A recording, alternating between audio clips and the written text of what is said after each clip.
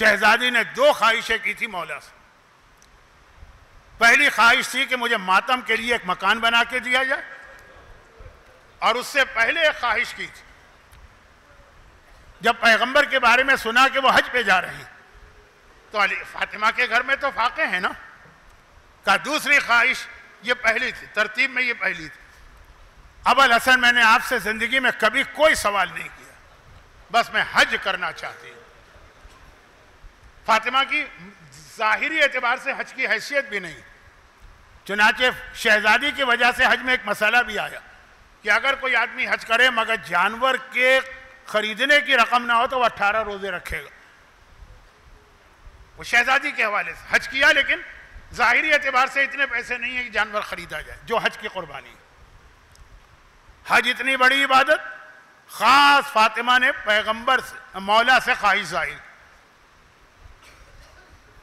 और बाज़ उलमा ये कहते हैं कि मौला से राब्ता नहीं था, वो यमन में थे तो बाबा से, और एक मातम।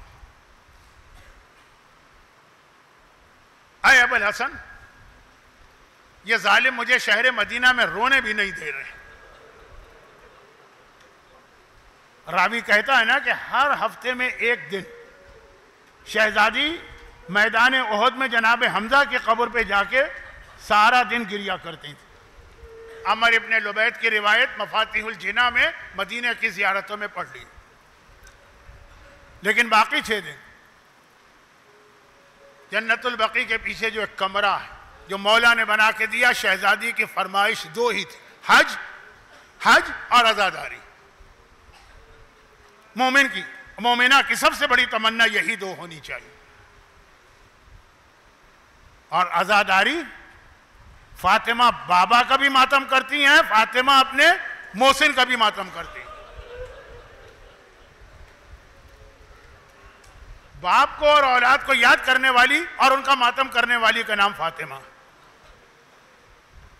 बल्कि अगर ये कह दूं, ये बिल्कुल एक मां की नेचर, औलाद का दुख और गम फातिमा को बहुत ज्यादा, इतना कि बस अंदाजा करें आज की मजलिस का आखिरी मेरा जुमला, जो हर जगह दुनिया में जहां मैं शहजादी के मसाइब पढ़ूं जो मेरा आखिरी जुमला होता, यहां से रब्त खुद मिला लीजिएगा, क्योंकि इस जुमले से लेकर कि फातिमा इतना औलाद का दुख है, इस जुमले से लेकर आखिरी जुमले तक अभी 10 मिनट बीच में आ जाएंगे, तो आप भूल ना जाइएगा।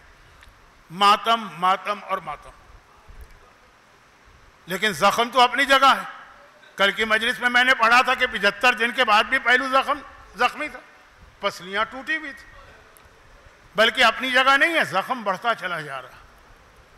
चुनाचे फातिमा की कमजोरी में भी इजाफा हो रहा। रिवायतों में यहां तक है कि आखिरी तारीखें जो आई थी उसमें फातिमा नमाज के लिए भी मुसल्ले पर जाने की ताकत नहीं रखती थी, लेकिन जाती थी।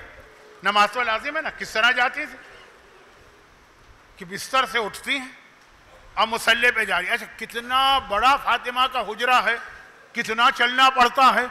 आप मदीने होकर आए हैं तो आंखों से देखा, इतना छोटा सा हुजरा है, बिस्तर से मुसल्ले तक जाना, ये चलना मुश्किल होता है। फातिमा एक हाथ दीवार पे रखती, उसका सहारा लेके आगे बढ़ती हैं और दूसरे हाथ से टूटी हुई पसलियों को संभालती हैं। एक हाथ दीवार पर, एक हाथ टूटी पसली पर, इस हालत में मुसल्ले पे जाके नमाज पढ़ती। नमाज और फातिमा का जोड़ तीसरा ये बना। मगर जो आखिरी रात आई, आखिरी रात वो शायद आज ही की रात थी, 75 दिन वाली रिवायत से, उसमें तो फातिमा के बदन में इतनी ताकत भी नहीं थी कि दीवार पर हाथ रखकर मुसल्ले तक जाएं।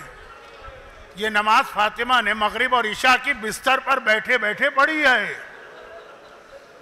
आप नहीं समझेंगे, हम और आप तो जरा सा थकन हो जाए, तकलीफ हो जाए तो बैठ जाते हैं। अहले बैत वो हैं कि जिंदान शाम में अगर ज़ैनब ने सुन्नत नमाज बैठ के पढ़ी, जो वैसे ही इजाजत है, सज्जाद को यकीन नहीं आया। फूफी अम्मा, ये कौन सा दिन आ गया कि आप नमाज बैठ के पढ़ रही हैं?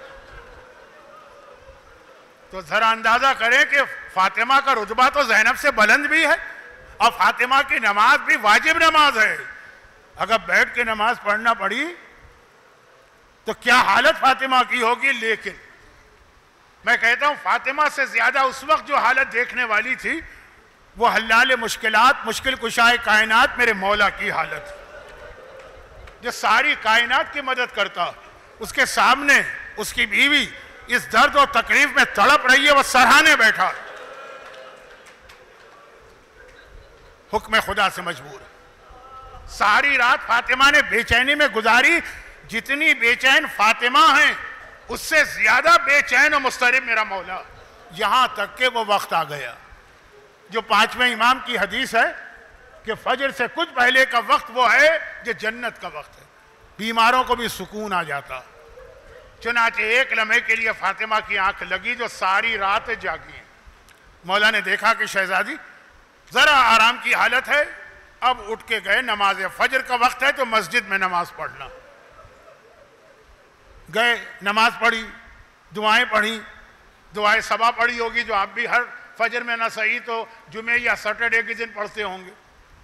वापस आए तो बड़ा अजीब मंजर देख कि अभी पूरी रात फातिमा की हालत ये थी कि दीवार पर हाथ रखकर भी नहीं खड़ी हो सकती थी, और अभी आई तो क्या देखा, चक्की पीस के फारिग हुई हैं, हसनैन के धुले हुए कपड़े लटक रहे हैं, चूल्हे पे खाना तैयार हो रहा है, घर में झाड़ू दी हुई। मेरे मौला ने घबरा के पूछा, बिनते रसूल ये काम किसने किए? अबुल हसन ये सारे काम मैंने किए। मेरा मौला खैबर का किला फतह करने वाला, दरे खैबर उखाड़ने वाला घबरा के कहता, दीवार पे हाथ रख के खड़े होने की ताकत नहीं, चक्की पीसी है, ये सारे काम किए। कहा अबुल हसन अभी अभी जो मेरी आंख लगी थी मैंने ख्वाब देखा था, ये फातिमा का ख्वाब है, हमारा आपका नहीं है। मैंने ख्वाब में देखा था मेरा बाबा आया, और अकेला नहीं आया है, आज मेरी मां खदीजा ताहिरा भी बाप के साथ आई।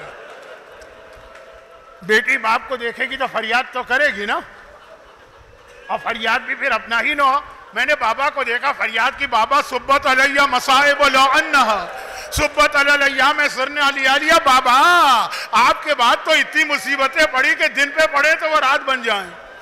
अबुल हसन मेरे बाबा ने कहा बेटी घबरा नहीं, आज तेरी मुसीबतें जाहिरी तौर पे खत्म हो रही हैं, मैं और तेरी माँ तुझे लेने आए हैं, चलने की तैयारी कर। आए अबुल हसन मेरा बाबा मुझे लेने आया, मेरे दिल में ख्याल आ गया ऐसा ना हो,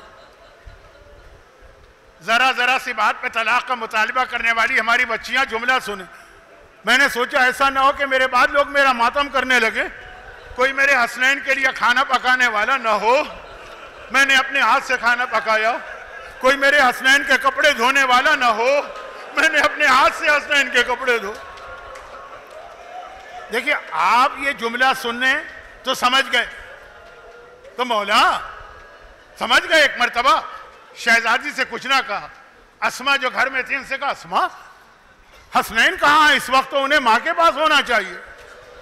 अस्मा ने कहा मौला आप तो रोजाना नमाज के बाद मस्जिद से बागात में चले जाते थे काम करने, हसनैन का तो तरीका यही कि रोजाना नमाज के बाद नाना की कब्र पे जाके बैठते हैं, नाना से बातें करते हैं, फिर आते हैं, वो तो रसूलुल्लाह की कब्र पे होंगे। आज भी आप जाके देखिएगा गौर से अगर मौका मिले, शहजादी के हुजरे के 3 दरवाजे हैं, आज भी हैं।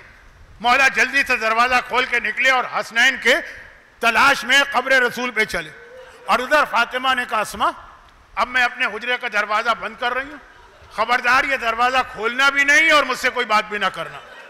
इधर दरवाजा बंद हुआ, उधर हसन हुसैन हुजरे सैयदा के दूसरे दरवाजे से घबराए घबराए आए। अस्मा हमारी माँ कहाँ? अस्मा ने कहा शहजादो तुम इतना घबराए क्यों हो, परेशान क्यों हो?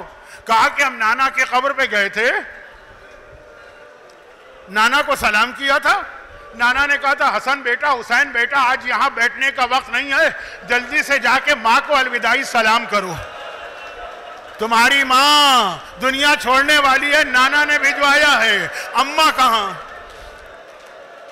अस्मा ने हाथ जोड़े, शहजादों मुझे मना किया, लेकिन हुजरे के अंदर दरवाजा खोल के दोनों बेटे दाखिल हुए, हसन पाइती बैठे, हुसैन सरहाने गए। एक मर्तबा देखा चादर ओढ़े हुए फातिमा लेटी, हुसैन ने एक मर्तबा कहा अम्मा मेरा सलाम ले, कोई जवाब नहीं आया। चादर इसी तरह से दोबारा सलाम किया। जब तीसरी मर्तबा हुसैन ने कहा अम्मा मेरा सलाम ले, और जवाब ना आया, हुसैन ने सर से छोटा सा मामा उतार फेंका, दोनों हाथों से सर पीटा। अम्मा ये कौन सा दिन आ गया तेरा हुसैन सलाम करे और तू हुसैन को भी जवाब ना दे। ये कहा और कुछ खा के गिर पड़े। अस्मा ने देखा हुजरे का पहला दरवाजा फिर खुला। मेरे मौला घबराए हुए आए। कहा अस्मा मेरा हसन तो नहीं आया, मेरा हुसैन तो नहीं आया। अस्मा ने कहा मौला आप इतना घबराए हुए क्यों हैं? कहा मैं कब्र रसूल पे गया था, ना हसन था ना हुसैन था, मैंने रसूल को मुखातब किया, कोई जवाब रसूल का तो ना आया। जिब्राइल ने कहा कि या अमीरुल मोमिनीन जल्दी से जाके हुसैन को तसल्ली दें, हुसैन गश खा के गिर पड़े हैं तो यहाँ फातिमा गश खा के गिर पड़ी हैं, और फातिमा गश खा के गिर पड़ी हैं तो रसूल खुदा गश खा के गिर पड़े। मेरा मौला हुजरे में आया, हुसैन को बेदार किया। वही जुमला जो कल था, बस मैं अब बात खत्म कर रहा हूँ। हसन हुसैन बेटा बाहर चले जाओ, मैं तुम्हारी अम्मा को गुस्ल दे दूं। हुजरे का दरवाजा बंद हुआ, मौला ने गुस्ल देना शुरू किया। मौला के रोने की आवाज आई। कल आपने रिवायत सुन ली। थोड़ी देर के बाद हुजरे का दरवाजा खुला। मौला ने कहा कि आओ माँ का आखिरी दीदार कर लो। ज़ैनब आई, कुलसूम आई, हसन आए, हुसैन आए। हसन बड़ा बेटा, बड़े बेटे जरा समझदार सोबर होते हैं, माँ के पांती बैठ गए। हुसैन छोटा बेटा है, छोटा बेटा लाडला होता है। माँ के करीब गया, माँ कफन पहने हुए। अब हुसैन ने कुछ नहीं कहा, कुछ नहीं कहा। माँ को देखा कफन पहने हुए हैं, बस एक बार दोनों हाथों का प्याला बनाया, माँ का चेहरा अपने हाथों में लिया और आसमान को देखकर कहा वाह गुरबता, अरे मैं गरीबुल वतन हो गया, अरे मैं अकेला रह गया, अरे मैं तन्हा रह गया, मेरी माँ मुझे छोड़ के गई। बस एक मर्तबा हुसैन ने कहा मैं गरीबुल वतन हो गया। कफन की डोरियां टूटी, फातिमा के दोनों हाथ बाहर निकले, हुसैन को सीने से चिमटा लिया। लाल तेरी माँ तेरी गुर्बत बर्दाश्त नहीं कर सकती है, दुनिया से चली गई मगर गुर्बत सुनी थी तो हुसैन के लिए वापस आई, हुसैन को सीने से लिपटाया। मेरी मजलिस तमाम हुई, एक जुमला, सिर्फ एक जुमला खुद शहजादी से कहना है। शहजादी वाकई हुसैन की गुर्बत आपसे बर्दाश्त नहीं है, मगर आज तो फिर भी शहर मदीना है ना, हुजरे की छत है, अली जैसे बाप का साया है, हसन जैसा कुव्वते बाजू साथ में है।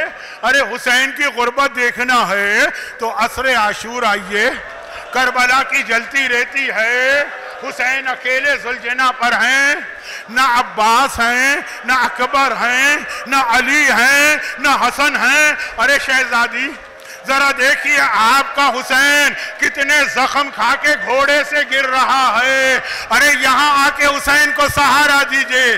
और बाज़ उलमा ने लिखा एक सियाह पोश बीवी जलती रेती पे आके बैठ गई, गोदी को फैला दिया, आ मेरे लाल मेरी गोदी में आ, तेरी माँ तुझे सहारा देने का।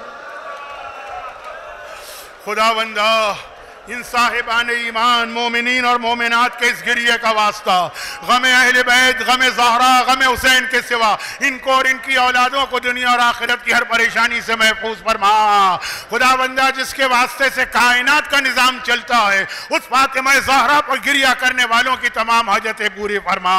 हमारे तमाम मरहूमीन खुसूसन जिन्होंने 5 मजालिस के इनेकाद में किसी तरह से भी ताउन किया, इनकी तमाम तौफीकात बढ़ा। खुदाबंदा इनके मरहूमीन की मग़फ़िरत फरमा, तमाम मरहूम मोमिनीन और मोमिनात की मग़फ़िरत फरमा, बीमारों को शिफाए कामिला अता फरमा।